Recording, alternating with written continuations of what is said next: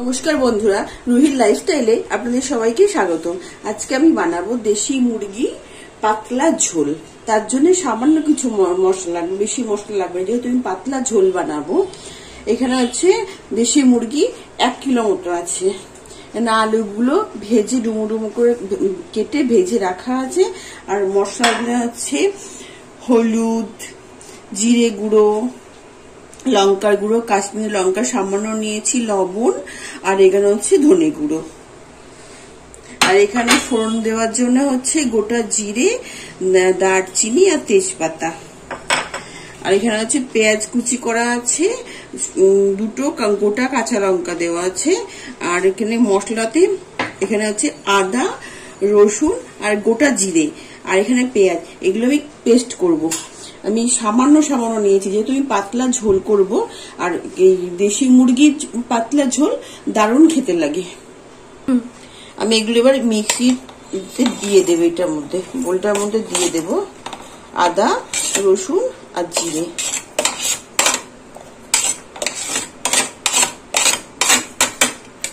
এবার আমি এই যে একটু বড় বড় করে পেঁয়াজ কাটাগুলো আছে, এগুলো আমি দিয়ে দেবো। এটাকে আমি পেস্ট করব। আমি এখান থেকে কিছুটা পেঁয়াজ আর কিছুটা পেঁয়াজ এখান থেকে দেব, দিয়ে আমি এটাকে পেস্ট করব। এবার আমি মাংসটাকে আমি এই যে পেঁয়াজ কুচুগুলো আমি মাংসের মধ্যে দিয়ে দেব, গোটা লঙ্কা দিয়ে দেব।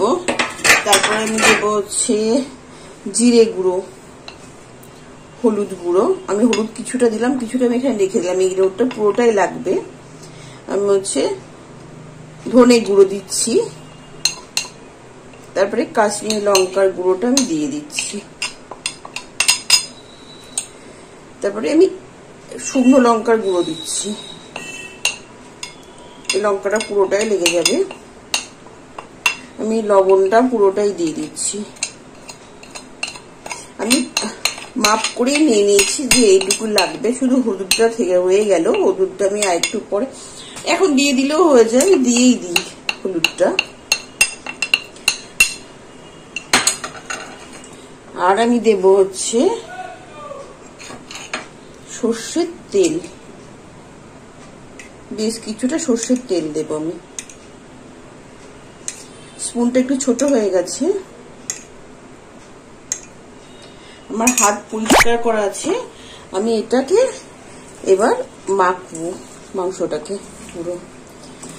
দেশি মুরগিটা যদি মেখে নেওয়া হয়, মানে কড়াই দেওয়ার আগে যদি মেখে আধা ঘন্টা রেখে দেওয়া হয় না, তাহলে টেস্টটা একটু বেশি বেড়ে যায়। আর দেশি মাংস তো একটুখানি কাট হয়, কিন্তু এই যে মেখে রাখলে ওর টেস্টটা আর ওই পাতলা ঝোলটা দারুণ খেতে হয়।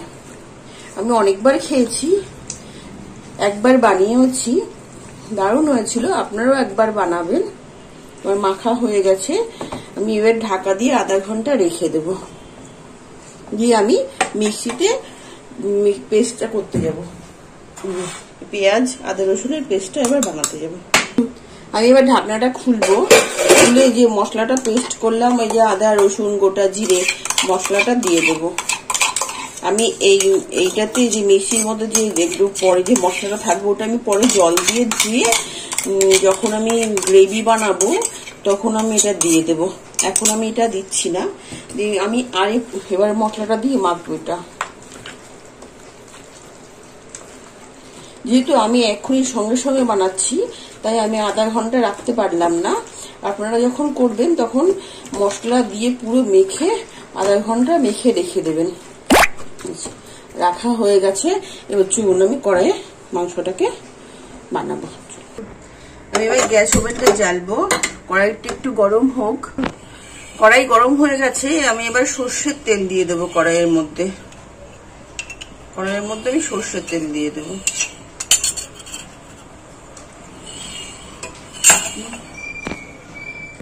আমার তেল গরম হয়ে গেছে, আমি শুধু কালার আনার জন্য সামান্য একটু চিনি দিয়ে দেব, যাতে মাংসের কালার আসে এর জন্য।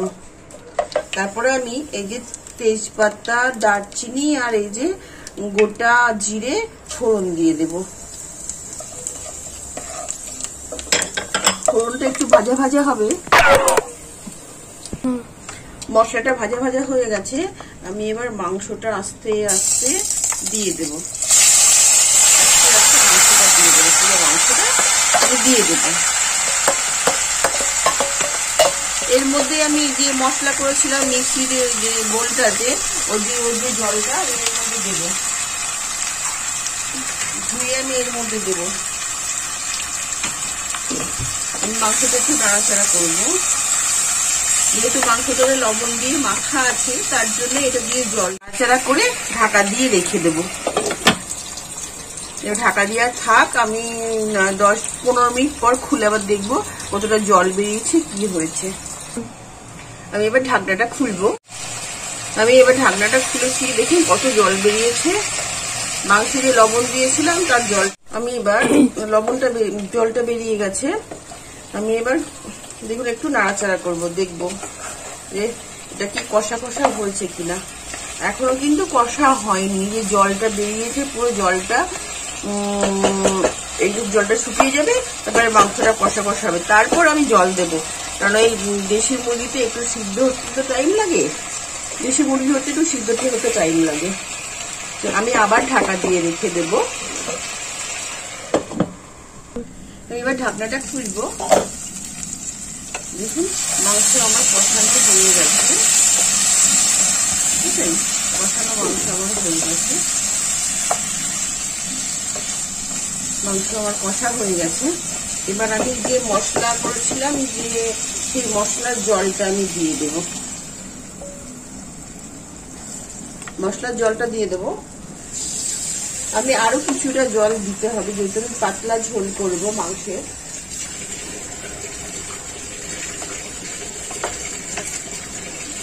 আমার এতে সামান্য একটু লবণ লাগবে, যেহেতু ঝোলটা একটু বেশি হবে, পাতলা হবে, সেজন্য লবণটা একটু লাগবে। আমি আলুগুলো দিয়ে দেব। এবার আমি একটু নাড়াচাড়া করব।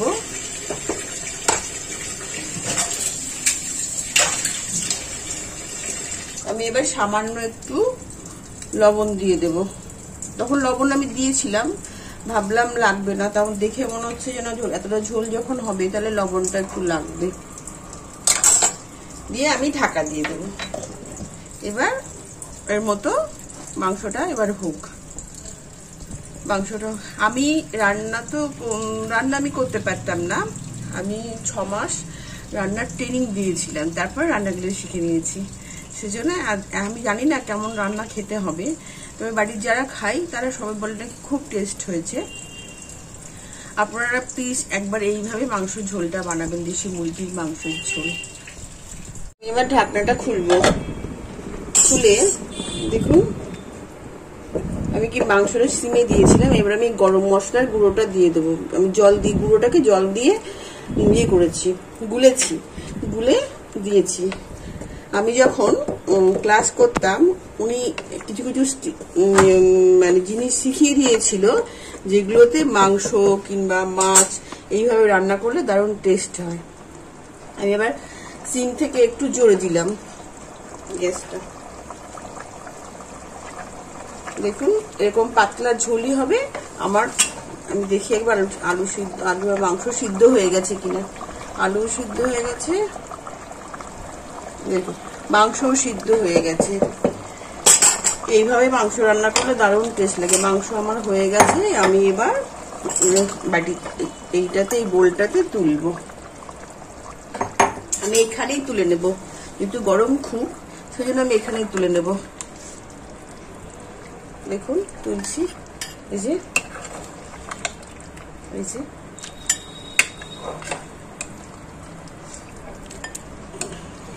গরম গরম মাংস আর দেরাদুন চালের ভাত, দারুণ লাগবে খেতে।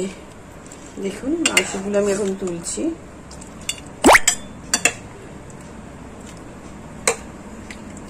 এক কিলো মাংস তো, তাই অনেকটা হয়েছে।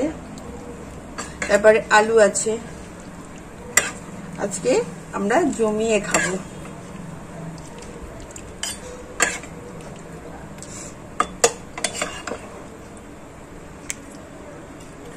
আমার তোলা ডান। দেখুন আমার দেশি মুরগির ঝোল কমপ্লিট হয়ে গেছে। এখন খুব গরম, তাই তো আমি আপনাদের কেটে দেখাতে পারছি না, কিন্তু এইভাবে রান্না করবেন। রান্না করলে মাংসটা সত্যিই দারুণ খেতে হয়, গরম ভাতের সঙ্গে দারুণ লাগবে। একবার অন্তত করবেন। আর এই রান্না যদি আপনাদের ভালো লেগে থাকে তাহলে লাইক, শেয়ার আর সাবস্ক্রাইব করে দেবেন প্লিজ।